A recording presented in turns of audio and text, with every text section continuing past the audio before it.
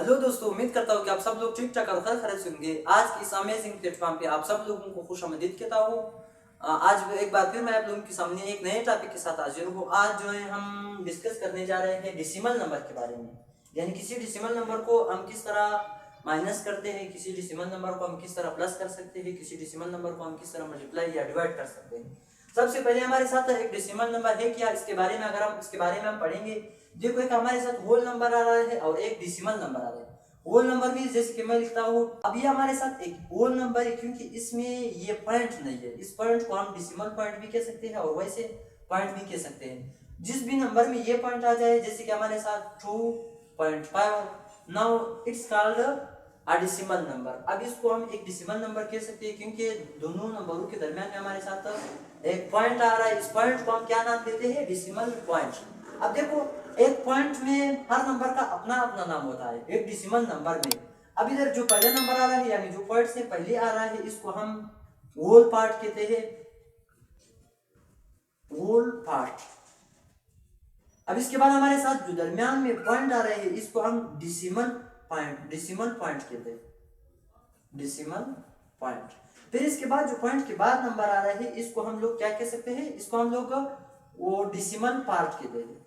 जैसे कि हम लोग इस साइड को होल पार्ट कहते थे, इसको हम डेसिमल पार्ट कहते हैं क्योंकि जो डेसिमल के बाद आ रहे हैं और जो डेसिमल से पहले आ रहे हैं। फिर इसके बाद फर्ज करें अगर हमारे साथ तीसरा नंबर आ जाए 5.678। अब ये नंबर इसको हम किस तरह रीड करते हैं, वो रीडिंग भी लाजमी है। जो पॉइंट से पहले आ रहे हैं, अगर इधर इस तरह है या इधर इस तरह 7 भी आ रहा है, तो फिर इसका मतलब 765 या 765 हम लोग पढ़ते हैं। पॉइंट के बाद जो नंबर है, इसको हम कंप्लीटली नहीं पढ़ सकते क्योंकि जैसे कि होल से हम ये साबित मालूम कर सकते हैं कि होल मीन्स मुकम्मल, डेसिमल मीन्स इस डेसिमल के बाद जो नंबर है उसको हमें अलग अलग पढ़ना है। जैसे कि 765.678। तो ये हमारे साथ डेसिमल नंबर होगा कि डेसिमल नंबर क्या होना चाहिए और किस तरह होना चाहिए, और इसको पार्ट्स किस तरह पार्ट्स होते हैं। एक डेसिमल नंबर के 3 पार्ट, जैसे कि whole part, decimal part and decimal part, और sorry whole part, decimal point and also decimal part. अब इसके बाद अगर हमारे साथ एक सवाल आ जाए कि दोनों डेसिमल नंबरों को हम किस तरह माइनस या प्लस करते हैं। फॉर एग्जांपल हमारे साथ इस तरह नंबर आ सकते हैं कि 2.5 को प्लस करो 5 के साथ। अब इसको हम किस तरह प्लस करते हैं, देखो ये नंबर होल पार्ट है और ये नंबर भी होल नंबर है। अब ये एक अहम बात है कि हर होल नंबर के आखिर में हमारे साथ पॉइंट मौजूद होता है। यानी हम जिस भी नंबर को अगर हम लिखते हैं, वो 10 हो या वो 11 हो, वो 12 हो या वो 100, इसके आखिर में हमारे साथ क्या होना चाहिए, पॉइंट लाजमी है हर नंबर के आखिर। सिर्फ पॉइंट के बाद जीरो से जीरो लगाने की कोई वैल्यू नहीं है, ना पॉइंट लगाने की वैल्यू भी, इसलिए हम सिर्फ 100 लिखते हैं। तो देखो, अब इधर पॉइंट के बाद भी वहां पे क्या है, हमारे साथ पॉइंट है। तो डेसिमल नंबर में रूल ये है कि होल नंबर को होल नंबर के साथ जमा करना है, डेसिमल नंबर को डेसिमल नंबर के साथ जमा करना है। देखो 2.5 को अगर हम जमा करते हैं 5 के साथ, तो 5 होल नंबर के नीचे जाना है, पॉइंट की जगह पे हमें पॉइंट लगाना है क्योंकि हर होल नंबर के बाद हमारे साथ क्या मौजूद है, पॉइंट मौजूद है। तो इधर हमारे साथ कुछ नहीं है, आप जीरो लगा सकते हो, कोई फर्क नहीं पड़ता है। अगर नहीं लगाते हो फिर भी वही आंसर आता है। अब इधर हम प्लस करते हैं 5 और 0 को, अगर हम प्लस करते हो तो 5 पॉइंट की जगह पे पॉइंट डायरेक्ट लगाना है। 2 और 5 को अगर आप लोग प्लस करते हो तो फिर क्या मिलेगा, 7.5। अब ये तो हमारे साथ किस तरह नंबर था, जिसके नंबर के साथ एक नंबर होल नंबर था और एक डेसिमल नंबर।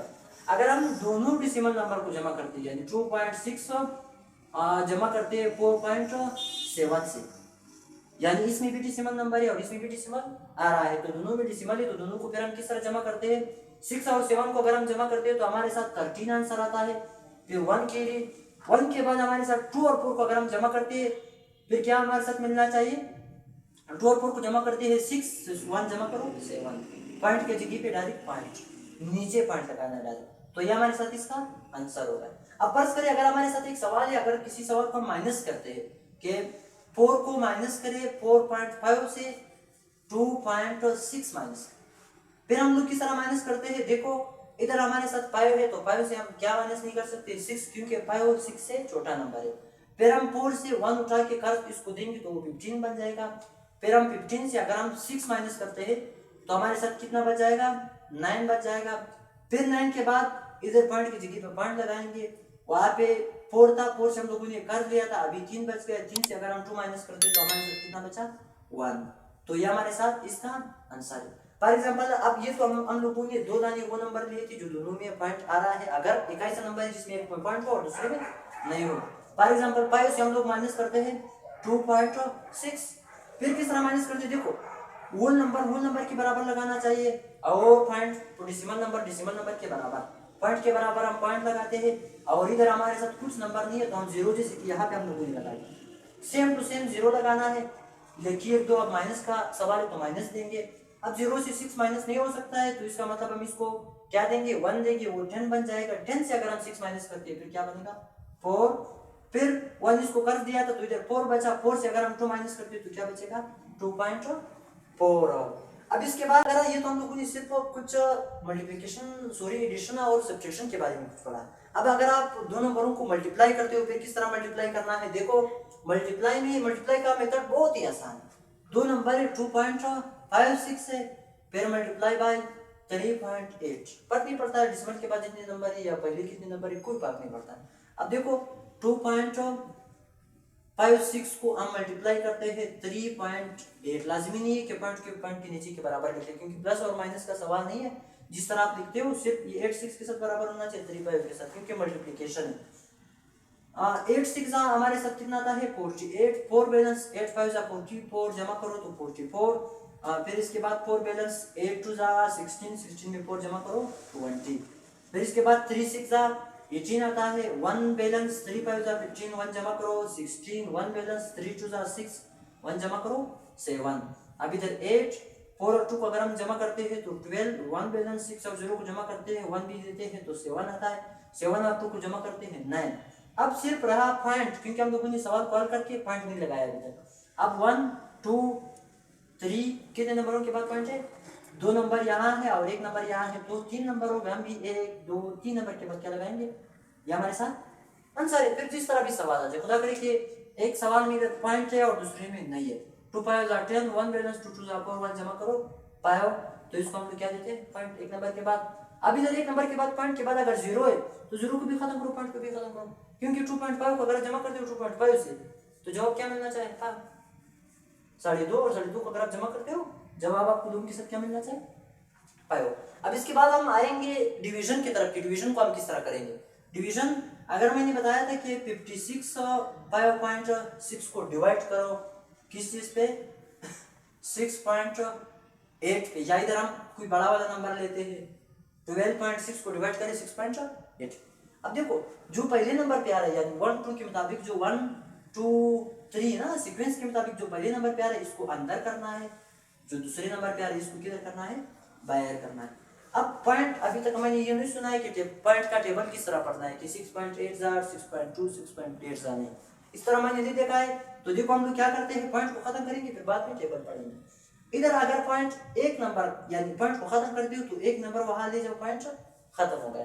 अब इधर अगर आप खत्म करते हो वहां भी इसी तरह सेम टू सेम प्रोसेस करना है। मैथ में बहुत सारी जगहों में इस तरह है कि इज इक्वल टू इस साइड पे कुछ करते हो उस साइड पे भी लाजमी करना है।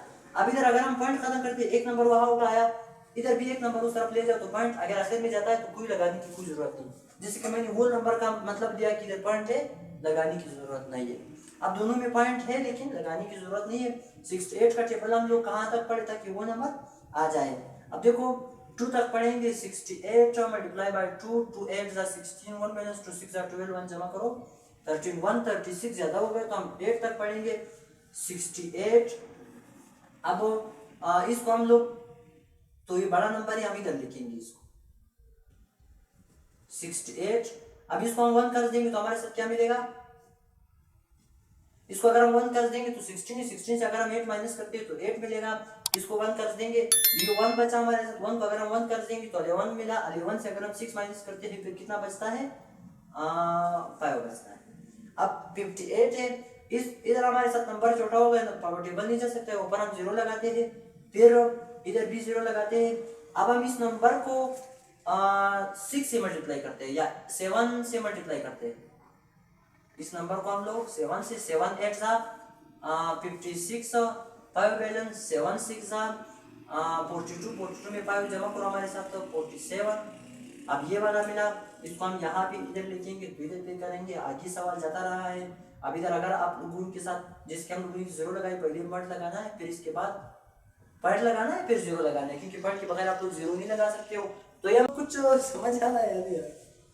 अब इसके बाद दो दो डेसिमल वाले नंबर को किस तरह कंपेयर करते हैं। देखो अगर मेरे साथ 5 है 6 है तो वाजी बात है कि 6 जो है इससे क्या है, ग्रेटर है यानी बड़ा है। अब अगर मेरे साथ सवाल आया कि 5.6 4.8 से बड़ा है या कम है, फिर हम किस तरह कंपेयर करते हैं, पहले नंबर पे वो नंबर कंपेयर। अब वहां पे 5 बड़ा है, इधर 4 कम है, तो इसका मतलब ऊपर वाला बड़ा होगा। अब अगर हमारे साथ एक 5 है और एक 6.8 है, अब फिर से वो नंबर इधर भी पॉइंट है, इधर 0 है, जैसे कि मैंने पहले बताया था। 6 अगर हम 5 से कंपेयर करते हैं तो हमारे साथ 6 जो है 5 से बड़ा वाला नंबर है। अब अगर वो नंबर दोनों सेम टू सेम आ जाए, 5 इधर 1 आ जाए और इधर 8 आ जाए, इधर फिर 9 आ जाए, अब इन दोनों में से कौन सा वाला बड़ा होना चाहिए। एक 5.8 है और एक 5.19 है। देखो इसके बाद हमारे साथ जीरोस है लेकिन लगाने की जरूरत नहीं है। अब इधर 5 और 5 एक दूसरे के साथ बराबर है, फिर 8 जो है 1 से बड़ा है, तो इसका मतलब ये नीचे वाला नंबर ऊपर वाले से बड़ा होगा। तीसरे नंबर से हमारा काम नहीं है। अगर आप वैसे भी देखते हो ये 19 है और ये 80 है, तो 80 जो है 19 से बड़ा वाला नंबर है। अगर इस नंबर आ जाए 3.689, फिर इधर 3.687, फिर भी हमारे साथ अभी हम ये कंपेयर कर सकते हैं, 3 दोनों का बराबर है, 6 दोनों का बराबर है, 8 दोनों का बराबर है। फिर इसके बाद 7 जो है 9 से छोटा है, तो इसका मतलब ऊपर वाला क्या होगा, बड़ा नंबर हो गया। अब ये तो उम्मीद करता हूँ कि इस जगह तक आप लोगों को बहुत ज्यादा क्लियर हो गया। अब नेक्स्ट अगर हम नंबर को यानी किस तरह पढ़ती है कि कौन सा नंबर इधर आ रहा है, जिसके बारे में मैंने बताया था कि वो तो डेसिमल पॉइंट था। अब इधर हमारे साथ अगर नंबर आ जाए 3 4, फिर इसके बाद 5 6 7 फिर 8। अब देखो ये नंबर ये पॉइंट के बाद जो पहला नंबर आ रहा है इसको डायरेक्ट हम वंस कहते हैं, फिर इसके बाद डायरेक्ट टेंस कहते हैं, फिर इसके बाद 100 कहते हैं, वंस टेंस 100 1000 इसी तरह कंटिन्यू। अब पॉइंट के बाद जो नंबर आ रहा है वो पहला नंबर टेंस कहलाएगा, क्योंकि पॉइंट की वजह से इसको हम टेंस कहलाएंगे। फिर इसका स्पेलिंग इस तरह आएगा, इसके साथ THS आएगा।